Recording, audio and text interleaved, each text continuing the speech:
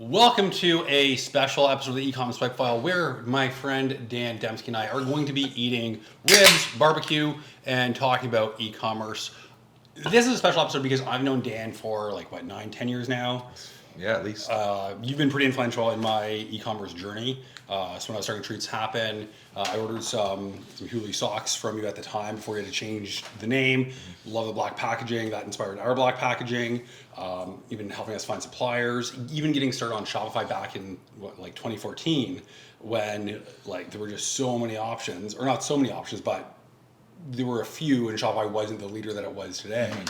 And you were saying to definitely just go Shopify. Just how much the landscape is evolved.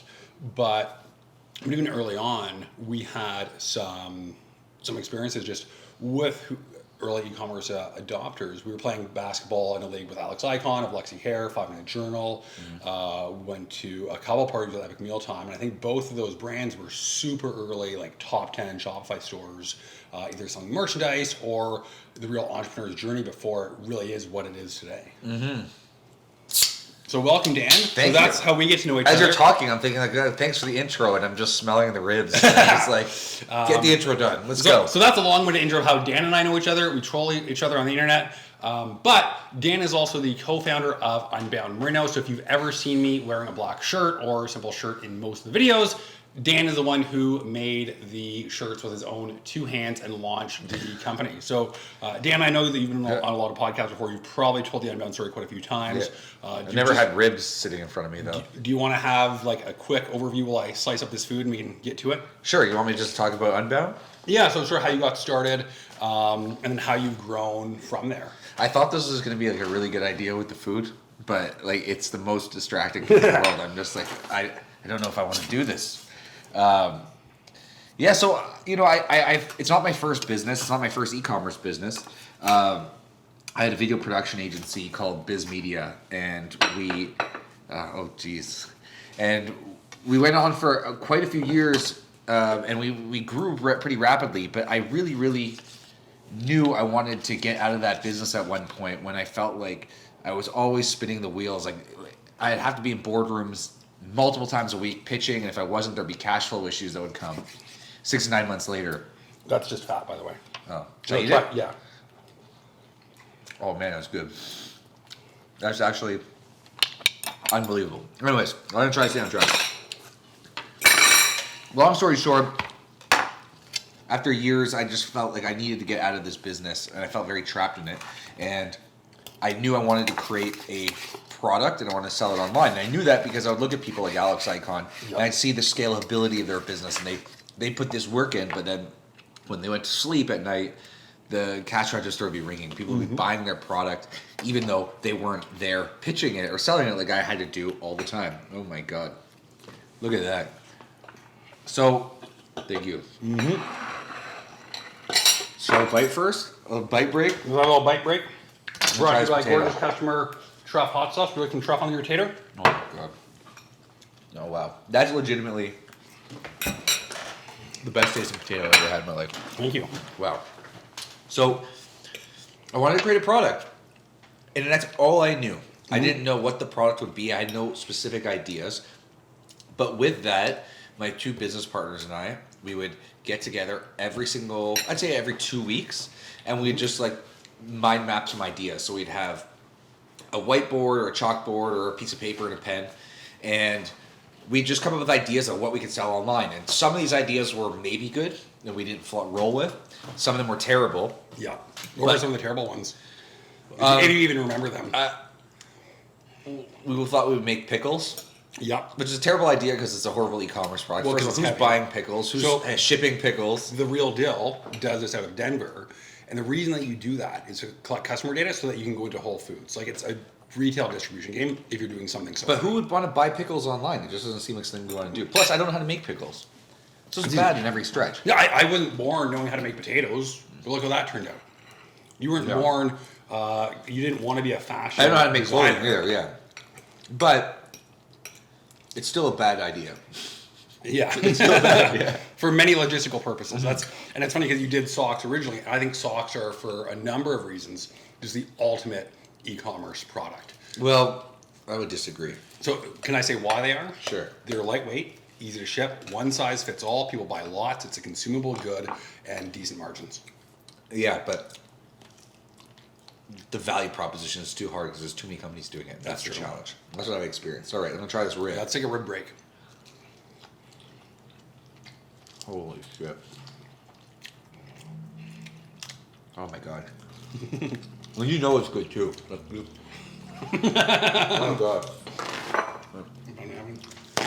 So, this is gonna be like one of the most annoying podcasts for anyone that is listening because I'm just like inhaling food. Well, AMSR mouth sounds. Yeah. Because if there's one thing I like on an audio experience, it's mouth sounds. Yeah. And one microphone plays Yeah. between us. All I want to do is we're gonna have to take a break and then eat and then You want continue. to come back? No, but we'll leave a bit first. I have to tell the intro, then we're gonna pause it and just gonna eat. Then we're gonna get back. Get into the meat. Then we'll have. I want everyone to know how good this is though, because this is just ridiculous. So I'm gonna have the beef rib now. So you had a piece of fat from the beef rib, just fat, not meat.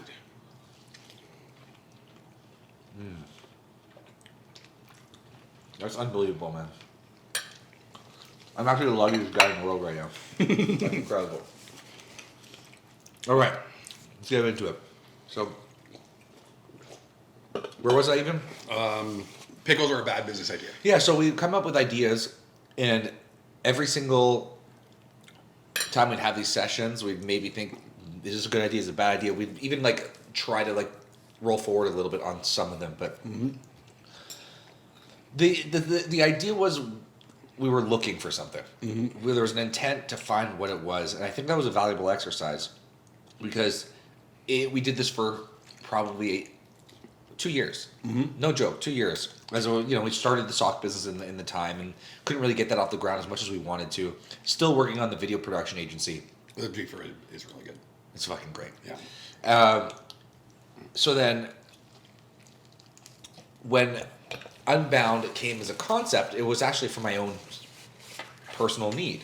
I was trying to find ways to pack lighter. Yeah. So I did a Google search. I ended up on a Reddit post where someone said, I use merino wool to pack light because it's antimicrobial, antibacterial, and odor resistant. I could pack 2 t-shirts instead of 14 when I'm going overseas. And if I can't find a washing machine, it's okay. I can wear this thing multiple times through. I'm like, perfect. I remember you were on, I'm fast forwarding a bit, but you were on BNN being interviewed about Unbound. And I think you made the Scottish guy smell your pits. And I was testing that shirt because we were campaigning for over a month. I wore it into spin classes, saunas, working out. Just aired it out to dry, wore it out to dinner. Wow. So I went looking for merino wool so that I could travel light, and this is the perfect solution to the challenge I was having. And I found merino wool shirts. And they did perform as promised. It was unbelievable. Yeah. The problem was the clothing that I was buying, and the only clothing I could find, looked like stuff that you go and take a canoe out with. Yeah. Or you go and do a triathlon with. There's active wear or outdoors wear. Yeah. So very high performance, very... It's high performance, but it looked and it was cut for that purpose. You could tell, like, this is not something you go to a nice cocktail bar and wear. You can't put on like a nice watch, a nice pair of pants, and like feel like you're, dressed appropriately, which you can with normal, a nice fitting black tee. But it performs. So I'm like, this is an amazing fabric. Why can't I find something that fits nice and looks nice? Because when I went on these trips, I actually remember looking back at pictures of being in these cocktail bars, and like, I don't like what I'm wearing. Like, it's like, and I'm not a big fashion guy, but it's like feeling grossly underdressed. It's like not a nice feeling. No, it's not. And that's when it was like that aha moment. I'm like, if I can't find it, this could be the thing that we could do to bring to the market. And that's exactly what we did. So, You have to show her. the one segment I want to film is I'm trying this out. unboxing. Oh, sick. So I've been holding on to this for a while. Let's review the Unbound Merino unboxing experience with the founder here. Oh, nice. So, Did I send this to you? I believe you did, or I might have bought it. I think this is the new hoodie. Oh. I don't know, I ordered it a while ago. And Oh, it's been, thank you. I'm horrible. I'm the You worst don't have to- person to just get something and not open it, and it drives people nuts because I keep on seeing like the same things here. But I'm planning to do like an unboxing video, so Let's start with the discipline. I rip boxes open the second they come. Oh, it's I did the marshmallow test when I was a kid, and I still have my marshmallow. There's a little rip tab right here. I know, but we're gonna review what you're using. Oh. So standard U-line mailer. Yes. Pretty standard.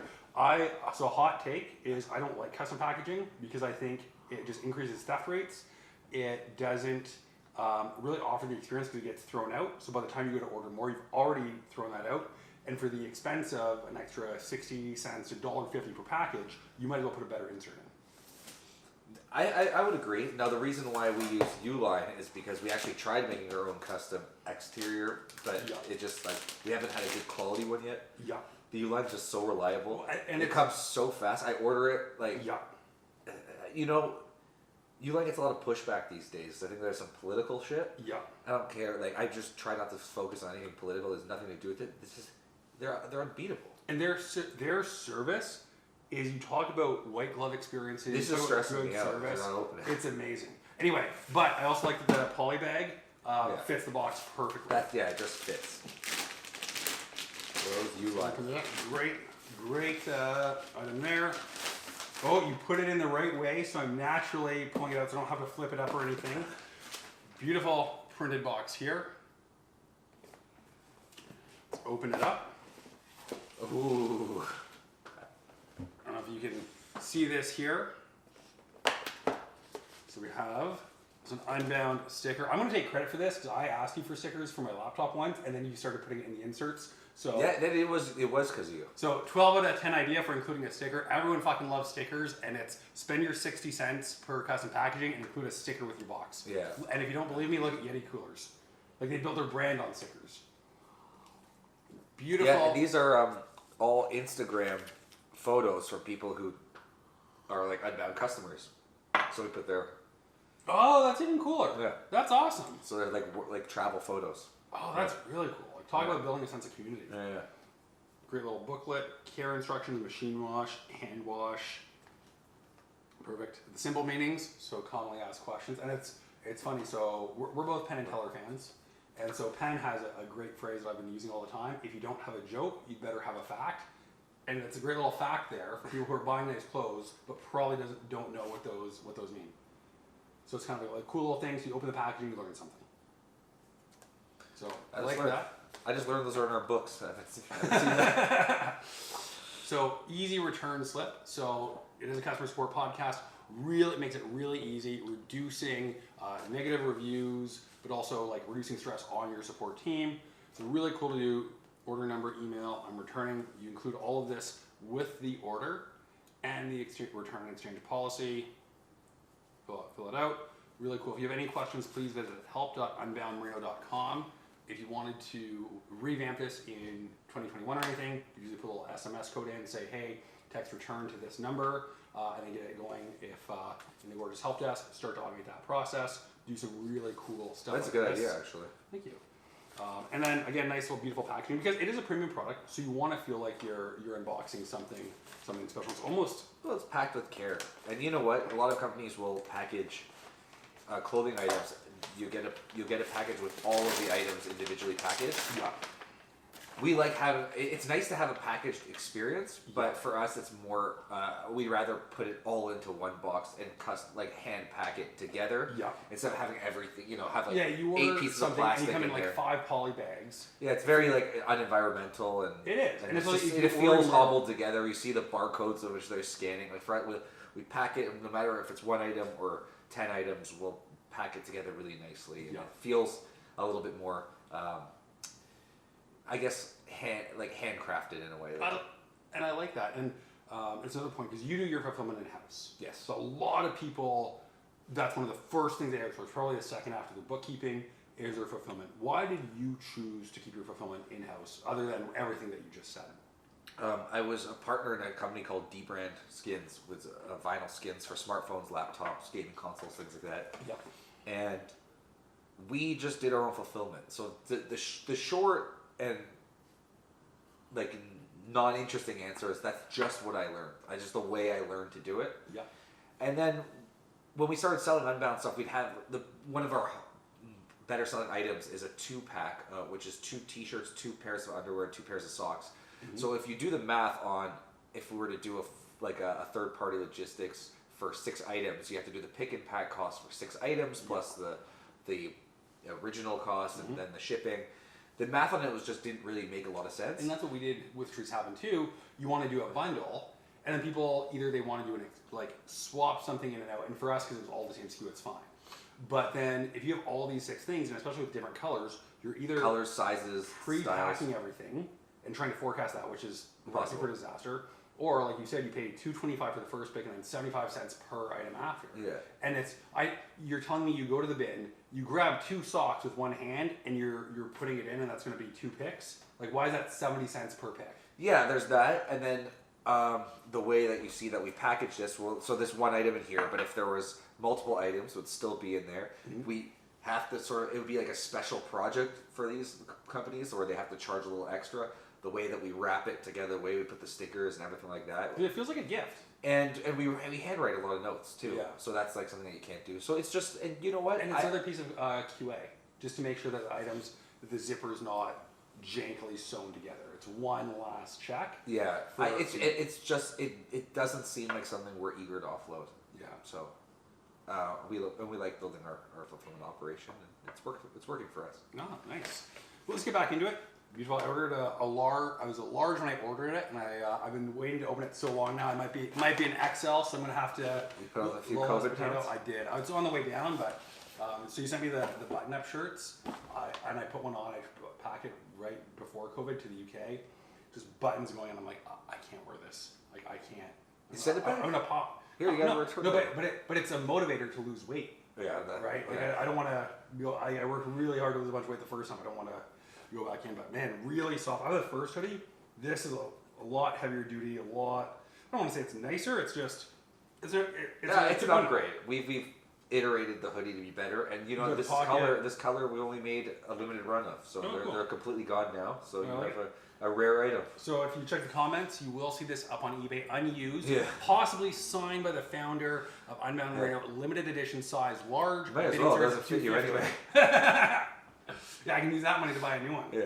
But no, awesome unboxing experience, and I really love the return process. Just because, I mean, the best support ticket is one that you don't have to do. And if you can avoid an interaction of somebody saying, "Oh, how do I return this? What do I do?" Those basic tickets, that opens people up when they say, "Hey, I'm leaving for Fiji tomorrow. Can I get an express order shipped to me the next day?" And then the support team can go ahead and just like create a draft order, rush that out. Yeah, I always just try to think like the customer, and I think if I get this, ideally they want to keep it because they like it, it fits. But they might not like it. It's a chance. It might just not fit. There's a million reasons, but the brand is so much more than just the packaging and the clothing. It's how you make people feel. It is. And if they feel like looked after, it was seamless. You know, let's say they put it on and they just happened to not like the way our stuff fits. Yeah. And then they have a really, really painful return process. Not only do they not like our clothing, they don't like us. Yeah. So if anyone asks about Unbound, it's like, screw those guys. But if you make it very easy, then take it, which we do. Yeah. Send it back, make it seamless. At least they'll have nothing bad to say about us. And doesn't, hey, this doesn't fit, it's not my style. But it was very, very easy to try. It's a good company, good people. You can still make a good impression. Yeah. So just always try to think about, if you were on the receiving end of that, what would be the way that And you nobody likes to be nickel and dimed, so it's like pay $7 to ship it back. And I get it that, you know what, it stops fraud and loss prevention and all that, but at the end of the day, that's one of the costs of doing business online and not having a huge retail footprint, that when COVID hits, you're paying rent on all these storefronts that you can't use anymore. Yeah. And like just, especially when it's a premium product, if you charge, how much was the hoodie again? Like it's not 165. So it's 165 USD. Yeah. Like so, you spend this money on a hoodie. It's hard to get people to spend that money, and then all of a sudden, it's going to cost them $8 to return it, or $12. Yeah, no, we'll stocking cover fee. it. It's just what people expect now, and you know, yeah, that's the cost of. You're right. Those are the costs of running the e-commerce business. Yeah. That's you have to cover it for them, or you irritate them. But I think rightfully so. They're trusting in you. Yeah, you're asking someone for money. The least you can do is be kind to them. And you get a few returns and you pay and you'll like lose a little bit of shipping money, but for every one of those you're gonna get a few that love your product and they come back and and for a lot of the people that return stuff, it's because they realize they're not a large, they're a medium, or they're not a medium, they're a large, and then they know their size, then they can continue to order off you and they know. So you've paid a little bit of shipping for them, but they're your customer now. Yeah. Yeah. And you gotta look after people. And when you first launched the business, if you were to go and look at what your average customer spends with you, or like multi-order, so not people who order once, but multi-order customers, I guarantee you that number is way higher than you ever thought you would imagine. Yeah, and it continues to go up. Yeah, that's true. And our people love our stuff. They come back and come back. Sometimes I'm blown away. I see an order come in. It says 20th order, and we've been in business for 3.5 years. And like 20 orders. Like they're almost ordering once a month, like once every 6 weeks. That's crazy. That's wild. Yeah, that's really cool. And we have some pretty cool customers around the world. I've actually get on the phone with some of them. I ask them if I can talk, so I can learn a bit about them. It's cool to see who buys our stuff and what they use it for. That's really cool. It's fun. Have you had anyone famous order from your store?